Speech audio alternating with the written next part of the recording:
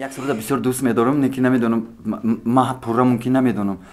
Майда майда мери, майда майда بالا. نگین رحمت برای سرود. کیه وای؟ دوست داشتم؟ ماکی. شوهرم. درودی سپاس میگویم به هر یک شما عزیزان دل. برنامه گل ناز را از سامانه فرهناز لایف پیشکش شما میگردانیم. مهمان امروزه ما هستند یکی از هنرمندان شناخته معروف که در همه فیلم های تاجیکی نقش بینهایت جدی را بازیدند که ما و شما میشناسیمش، دوستش می‌داریم، احترامش میکنیم، عاشق صنعتش هستیم. خورشید مصطفی هستم. شما را خوش آمدید میگویم به برنامه گل ناز. سلامت باشین. یک چیزی همراه کردن نکرد. رولای نقشای بسیار بد بازی میکنه. بله بله انا همین. خب برای خاطر من جدی گفتم. ها اگه جدی هم جدی انم ولی اما بعد بگوی با فکرم آدم‌ها نزدیک‌تره. بسیار وقت میگه بعد. خوش آمدید به برنامه گل ناز. زنده و سلامت باشین. اکا جان میفهمونم که برنامه گل ناز از 3 شرط عبارت است. خب شرط اول من اول یک چند سوال ها رو به شما پیشنهاد میکنم اوید به انا همین هنر شما. من درباره فعالیت شما. دوم شرط این شرط سرودخوانی است باید برک.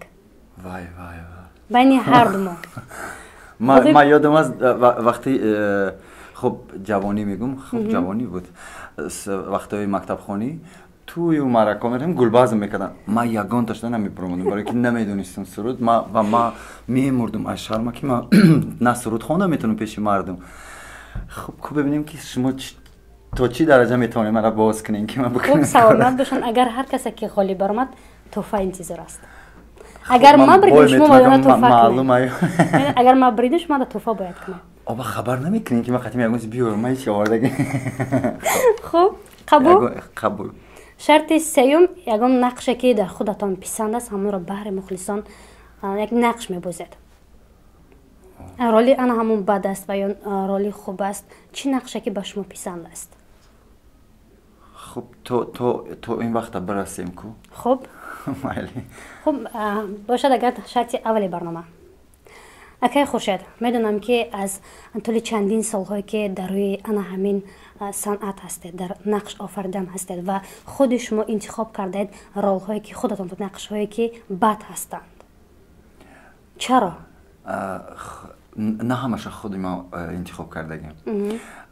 میگه از سیمای شما این نقشه رو به شما میدین و یا خود شما از همین عهده همین نقشه به خوبی میبراید؟ میدونید باری اول یعنی فیلم شیرین وقتی که فیلم اولی بود که من نقش آفریدم یعنی نمیدونم این تصادف بود این چی بود که یعنی انتخاب بالای من افتید و من نقش اون پسر بچه‌ای که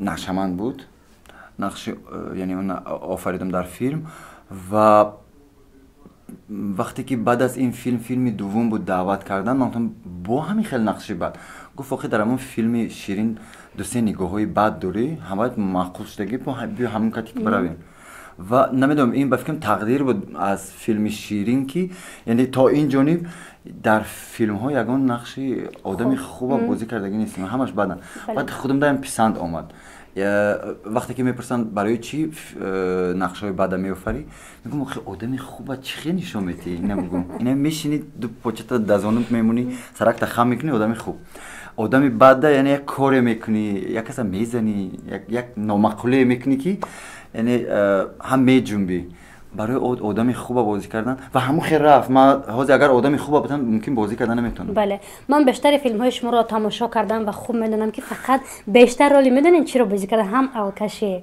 هم یک کس رو با کورچه زدن که در دختر دست دراز کردن او من انا همین نقشه است که شما بیشتر میبازید. ها ما بعد از فیلم دوم فیلم باران بله وقتی که بالای شهر باران میریخت ما یادم هست در کوچه مرا یک مسافر من کرد و سلام کردیم و گفت تو برای چی این کارهای بد دست میزنی؟ من اول نفهمیدم که گپ بالای چیست. من گفتم ببخشید من متوجه نشدم چی را میگین شما من کسی شما را خفه کردم من شما را نمیشناسم.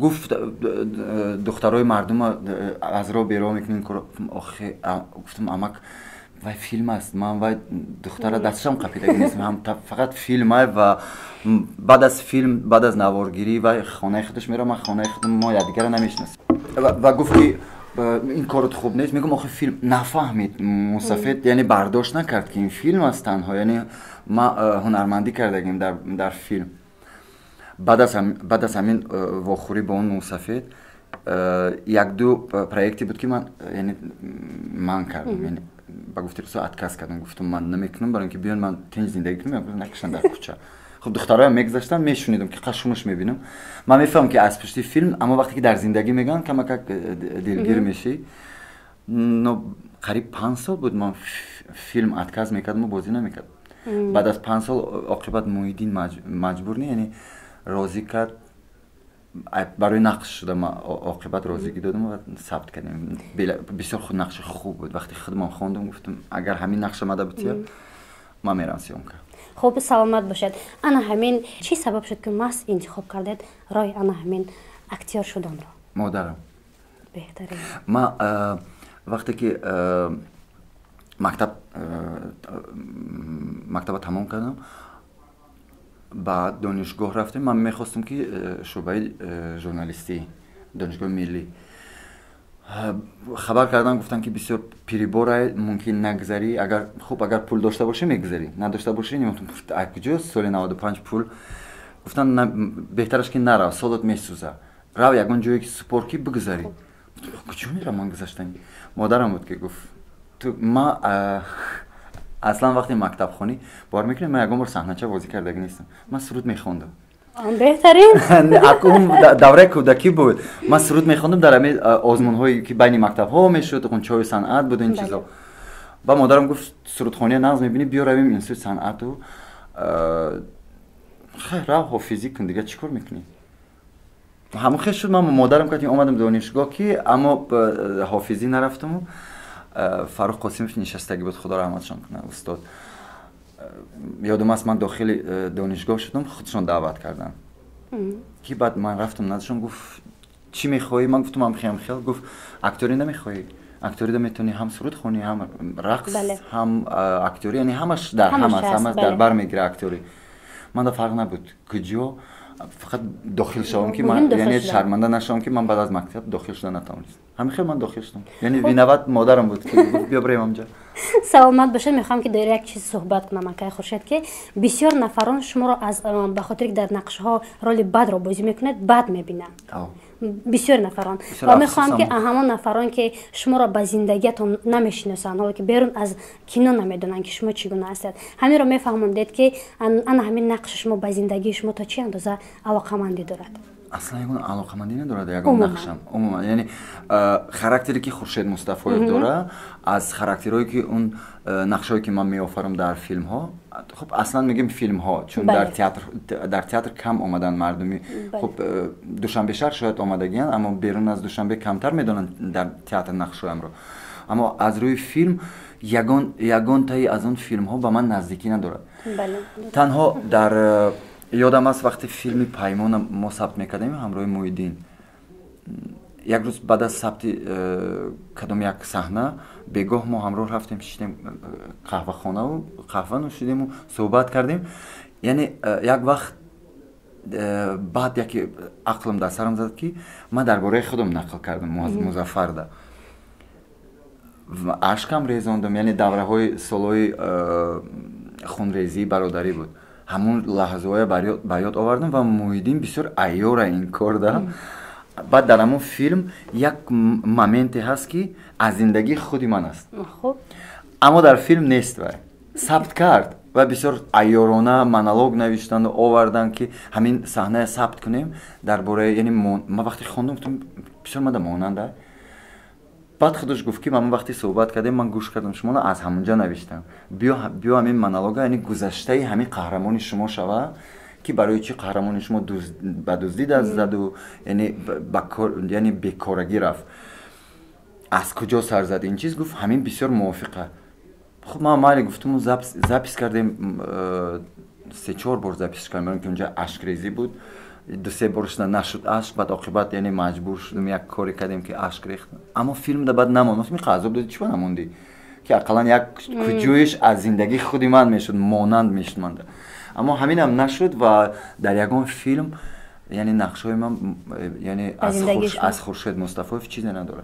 خب سلامت باشن. چه مشکلی ها رو پس سر کردید که تا این جانب آمده رسیدید؟ و نام هنرمند شدن رو یعنی که سزاوار گشتید؟ همچون خورشید مصطفی همچون انسان یعنی سختی ها خیلی زیاد بودن. اصلا سختی های دوره های جنگی یعنی داخلی. اما اگر همچون هنرمند گویم، همچون هنرمند من تا حال یعنی در عذابم، یعنی تا حال عذاب است. یعنی هر یک نقشه که وقتی میدیهن تماشابین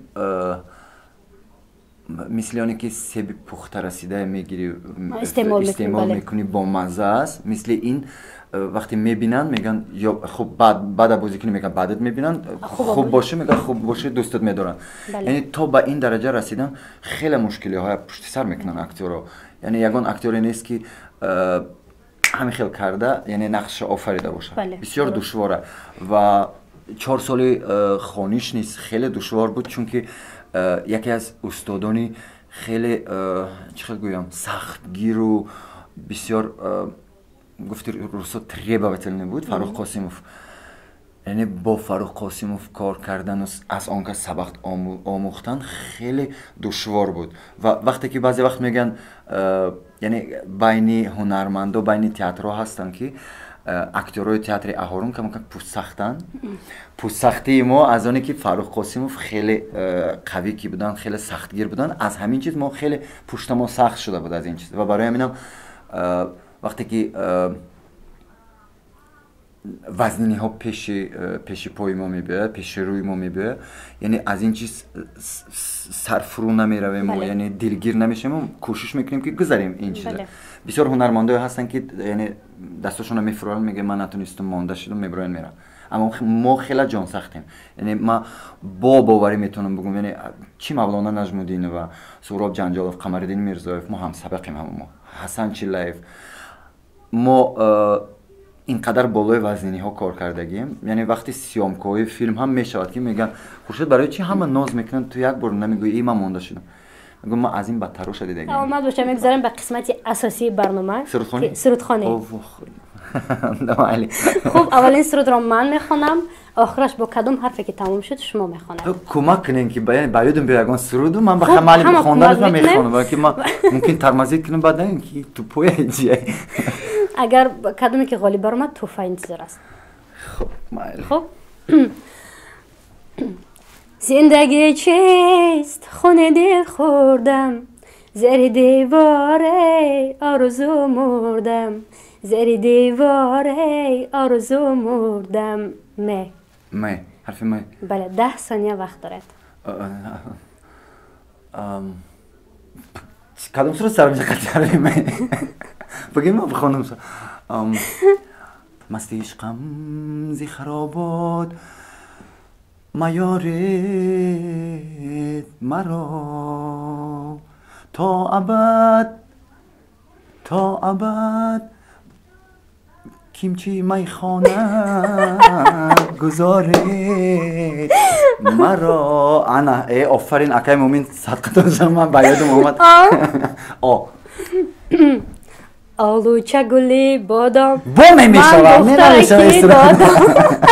نه مرحمت حرف می. مایده مایده چشم واکن، مایده مایده یادی ما کن، ای سر و پای تو زیبا مثل دریا، مثل باران مثل دریا، مایده مایده چشم واکن. نه بهترین کن. نه التماس با یکون چیزی میدار نکنه من دیگه نمیام. نرود یادی تو روی تو چشم و ابروی تو از مغز جانم. نه اگر کجا دی عیبی من است. یک سرود بسیار دوست میدارم نیکی نمیدونم ما پورا ممکن نمیدونم در برای مادر میخونه که مادرم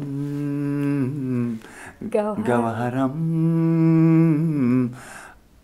اخترم جان مادرم اینا میره می майда майда мери майда майда боло мара киштаи азизумо қади баланду боло. آنا بیا با حرف دیگه دا بخونم. خوب جنبست میکنیم کسی که غالب براید. آفتابکی من شامت ما سهر شد اختری سپر از لانه بدر شد برخیز با هم یک جای باشیم با کفتران دانه بپاشیم. نگین رحمت برای سرود. من خیلی باور کنم که خوشتون نتونید این خیلی باشه اگر بتونه سرود خانی را چیکار میگه. نه خیلی نه کم میخونیم. ما وقتی اهورون ما سرود میخونیم اصلا بسیار شش مقام میخوندیم. سرودهای کلاسیکی خیلی دوستش میدارم سرودهای کلاسیکی. اما خب اگر 10 ثانیه کاری ما اکتوریه یک ما حافظی ما با حافظی نکنم. 10 ثانیه وقتی که برای ما شما جدا شده بود به فکرم که وقت کم میکنم من با این حرفی که تمام شدگی بود دیگه سرود نیست. اما سرودها از سرم پردن رفته. خوب مبارک باشد. ما غالی بردم آدم سروده بخدا. ما اینقدر نپریزنی داشتم که من حس نکردم من چند تا سرود خوندم. مبارک باشد. شرط سیوم اکای خورشید بین انا هم یک تا رولی که شما محقوله به نهایت خواه دشوار است. دشواری که چگونه بگم یا گریه است یا که خنده است و من نگم نقشه که به خود شما پسند است. برای مخلصان پیشنهاد کنید.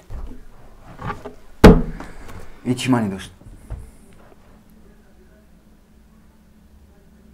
من از تو میپرسم این چی معنی داشت؟ و کی بود؟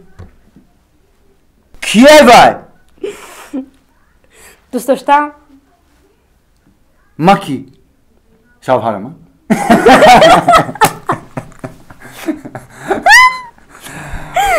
بهترین حالت احسان با خدا احسان. بخشش من سخت اگر رسیده باشم. نه احسان. انا مون گفتم که چشمایی که در نقش را انتخاب کردگن واقعا انا هم لحظه هست. شاید وقتی که این همه اکتورها ده هست. من فکر میکنم که نیست اکتوری که اگر که همون لحظه یعنی کامپیوترش включать نکنه وارد نشه رول در این شاید دالی خیلی کم بود. آفرین که خیلی بودن یک لحظه همیشه خواهش کردن. من همراه شما خیلی زیاد کار کردم گپ زدم. گپی اولش تا برآمده رفت دخترک گفتم خیلی آفرین تون. خوب زنده باشین سلامت باشین. بهترین صحبت بود با شما. سلامت باشین. اگر که کمک وقتان کرده باشم یگان چیزی خطا کرده باشم عذرم. زنده باشین بهترین بود. بار دیگر خوش آمدید. سلامت باشین. برای کار برای شما در این جاده. سلامت باشین. خوب دوستان عزیز اینجا رسیدیم به فرجام برنامه گل ناز. مهمون نوبتی ما بودند خورشید مصطفی‌اف. وارد دارم که برنامه به شما پسند آمد. تا برنامه های دیگر ما را ترک نسازید. خداوند یارتان باد. خیر عزیزان دل.